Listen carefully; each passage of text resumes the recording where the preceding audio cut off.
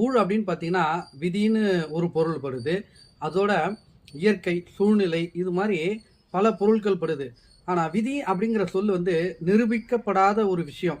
முன்னாடி நடந்தது இந்த சூழ்நிலைகள், இதுக்கு ஏத்த மாரி விதி இருக்கா? இல்லையான்னு வந்து நிரூபிக்கப்படல. நிரூபிக்கப்படாத ஒரு விஷயத்த நாம எப்படி வந்து ஏத்துக்க முடியும்? சரிங்களா? ஸோ, அதே இன்னொரு வாக்கியமும் இருக்குது. "விதியை மதியால் வெல்லலாம்" அப்படின்னா, இந்த விதிங்கிற ஒரு விஷயத்த வெற்றி அடையக்கூடிய ஒரு இன்னொரு கருவி இருக்குது அப்படின்னா, அது அறிவு அப்படின்னு பொருள் வருது. சரிங்களா? சரி, நம்ம இப்போ இந்த அதிகாரத்துக்குள்ள போவோம். இதுல வள்ளுவர் என்ன மாரியான கருத்துக்கள சொல்லியிருக்காருன்னு பார்ப்போம். "செல்வம் சேர்வதற்கான இயற்கையாக சூழல் அமைந்தால் முயற்சி உண்டாகும்.